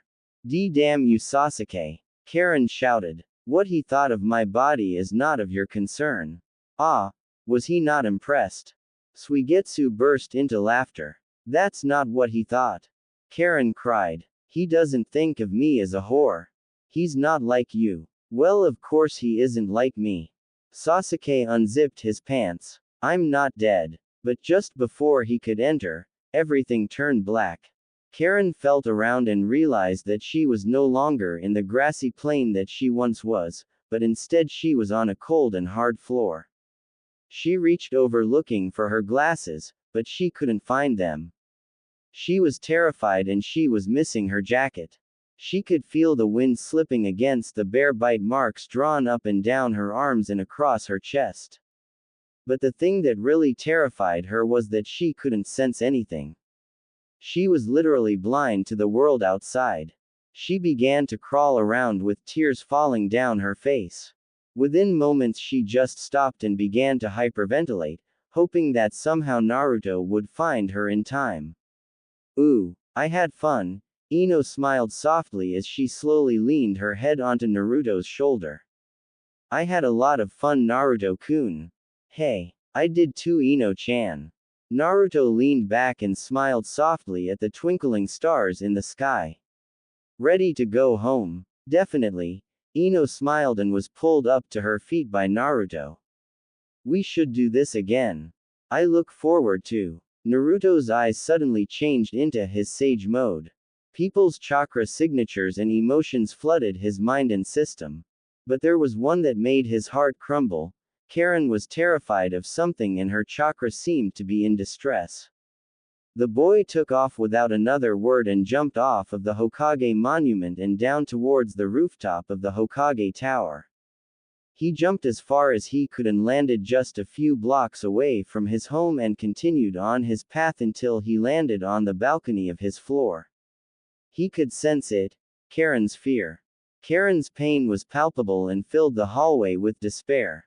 Naruto dashed down the hallway, nearly knocking over a few bellboys and servants, but he came to a quick stop once he reached his room, which was the single door at the end of the hall.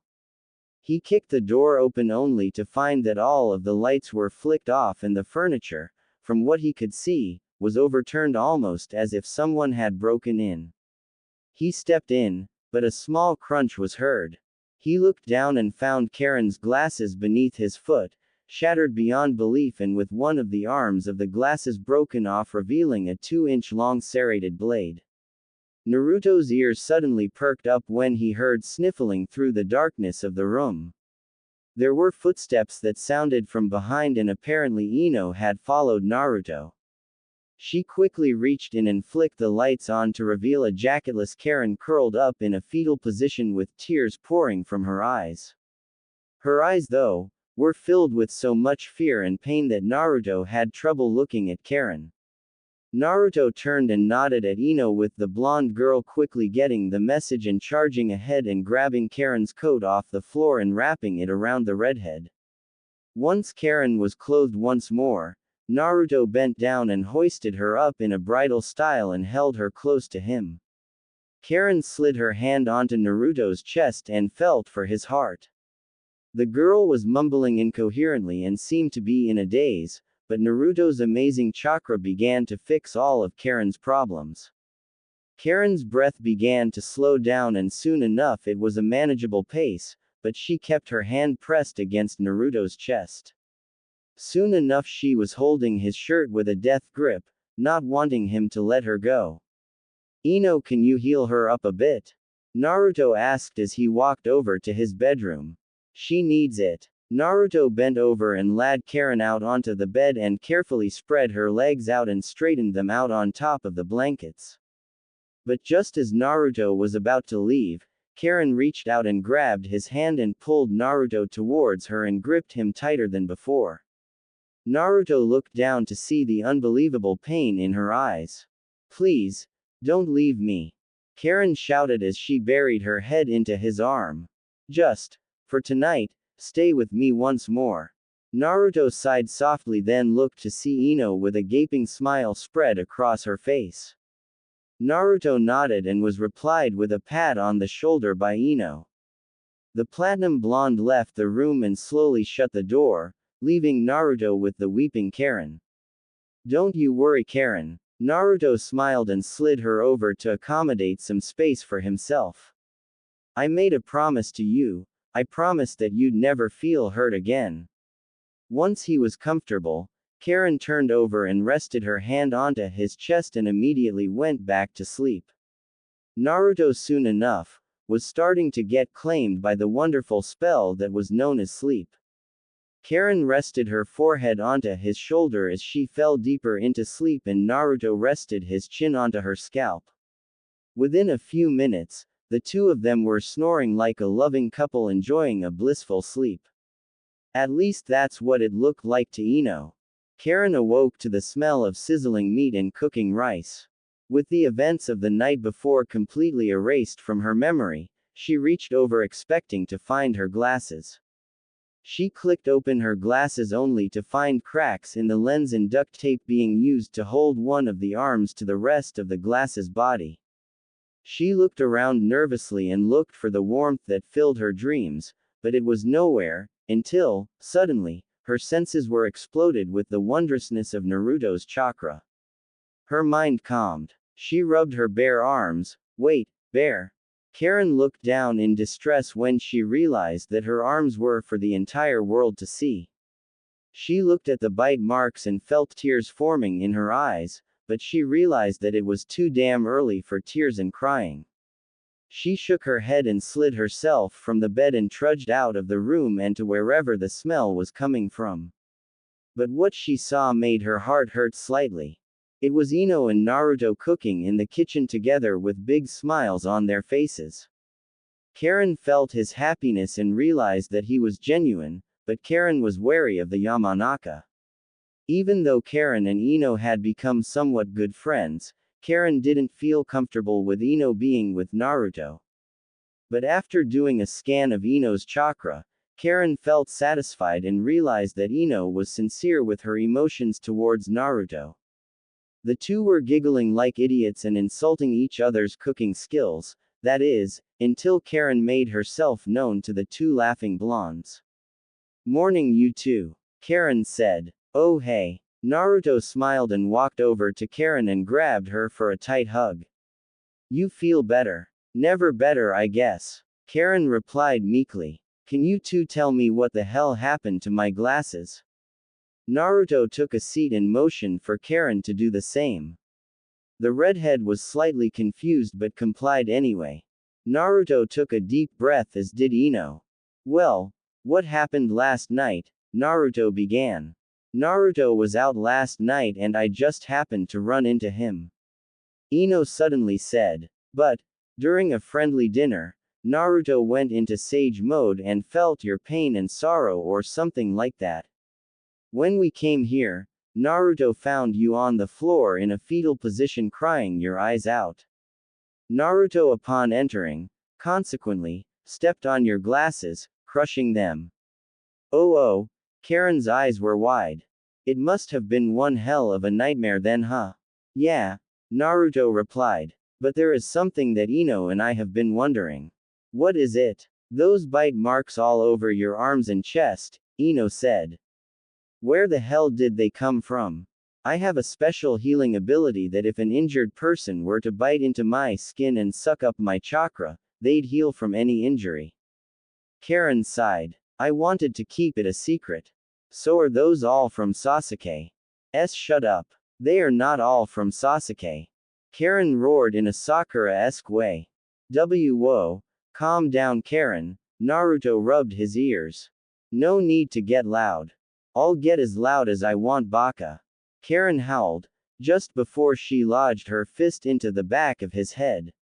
Under normal circumstances, Ino would have defended Naruto, but Ino couldn't help but find herself laughing softly at the sight. Ino, though, quickly reined in those thoughts. The blonde girl rose from her seat and softly walked towards the kitchen stove and began to work on whatever food the two were originally working on.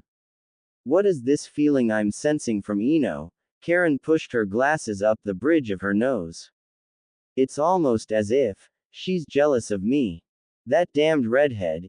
Ino tightened her grip on the pan. "Whatever. What is it with women hitting me all the time?" Naruto whined. "The people around me are so violent." With all three teenagers sunken in their own thoughts, they fell into comfortable silence, minus the squeaking noises coming from Naruto as he rubbed the large bruise that formed on his scalp. Karin smirked and dug into her food while keeping a wary eye on Ino. About an hour later, and the three teens finished their breakfast and Ino took off for work in her family's flower shop on the strip, leaving Naruto and Karin to themselves for the time being before Naruto takes off for training. Naruto. Karin suddenly said, breaking their silence as they watched TV. How do you feel about Ino? What do you mean? Naruto asked. I mean, do you find her attractive? Karin asked. What kind of question is that? Naruto asked surprised. Does he not? Of course I do. Naruto laughed. I know I'm stupid and thick-skulled, but I'm not blind. Stuff it, Uzumaki. Karin huffed and stood from the couch they were sharing and headed to the bedroom. Wait. Karin. Naruto turned to face Karin. Where are you going? I'm going somewhere that you are not. Karin walked into the bedroom and slammed it shut, leaving a deeply confused Naruto. What the? Naruto shook his head and turned towards the door. I'll never understand women. I guess I'll go and train. At the training ground, half an hour later. Naruto stood in the center of the training field with a face that oozed experience. The wind flapped through his blonde locks of hair and calmed his raging mind and loosened his tense chakra coils. He shut his eyes and took a deep breath and let the soothing wind flow throughout his body. Each tenketsu relaxed and his chakra flowed faster and smoother than before. Soon enough, nature chakra began to fill his large reserves and began to fill in the non-existent chakra reserves. Within moments, his eyes changed and he was now in the forever revered, sage mode. He hunched over and a group of shadow clones popped into existence, each one imbued with senjutsu chakra. Without a single word being said, the 3 clones charged at him with Rasengan blaring in their palms. Naruto, with his eyes still shut, he weaved in between each speeding clone as each one got within perfect range of splitting him in 2. Naruto, eyes still closed, he jumped over one of his more dangerous clones and landed a kick on the Bunshin's head, popping it and leaving him with 2 more to go. Naruto stopped and opened his eyes to face the last 2 clones. He untied his Hitai-8 and wrapped it around his vibrant blue eyes and tightened the strap as tight as he could. Come. Without a second thought, the clones charged ahead with no care for their own safety and closed the distance, only for one to get kicked in the cheek by Naruto's more faster reflexes, but just as he disposed of one of the clones, the other came in and sent a senjutsu-imbued punch at his gut, and sent Naruto flying towards the trees. He spun in the air and connected his feet with the grass below and slid along the surface of the ground for a good few minutes before he came to a halt. Naruto stared at his clone and realized that the Kyuubi had gotten some of its influence out and into the clone. Naruto sighed, knowing that it was a side effect of letting the beast's cage have its ki. The clone dashed forward with a red Rasengan formed in its palm, but Naruto dodged the attack and rammed his leg into the clone's chest, sending it back a few feet. Once the clone landed, it charged ahead once more and kicked Naruto in his chest, but the boy simply dodged the attack. Naruto sent an elbow, but the clone dodged it and punched Naruto in his gut. The blonde sent an uppercut and rammed his fist into the clone's chin, sending it into the air. Naruto channeled chakra into his legs and sprang up into the sky with a Rasengan glowing with pride. Once he closed the distance with the clone, he rammed the Rasengan into the clone's chest, sending it careening towards the grassy training ground below. With a earth-shattering boom, the clone finally popped and its memories were transferred back to Naruto. The boy flittered down and used a flurry of Kage Bunshin to soften his fall. He looked around and found that he had successfully allowed the ability of having 4 shadow clones gather senjutsu chakra. Naruto himself was still in sage mode, which was a welcome surprise. As his clones dispelled, Naruto walked off towards the waterfall that his clones were meditating underneath and found that all 4 clones were hunched over with orange eye shadow formed. He smirked at his success. All he had to do now was work on a way to get senjutsu chakra while he was moving or while he was in combat without the use of clones, but that was filed away for later. For his fight with the Uchiha, Naruto knew that he'd have to get all of his cards straightened out and all of his weaknesses flattened out. Sasuke no doubt had many different cards in play and many more hidden away. The blonde Jinchuriki didn't know whether or not he should continue with his senjutsu training or move on to actually trying to control the Kyuubi. Naruto sighed and shook his head and headed off towards the main strip of Konoha and found that people were already beginning their normal shopping sprees and schedules. Naruto put his hands in his pockets and smiled when his telepathic command to 2 more clones went through. He had ordered 2 more clones join the others and begin to meditate and gather senjutsu chakra. Never hurts to be prepared, you know. Naruto continued on his destination-less path and walked aimlessly through the street whilst paying no attention to the people looking at him and the girls checking him out. Naruto, though, not really into Sakura since his situation has been changing slightly, the blonde realized that he hadn't seen the pink kid in a while.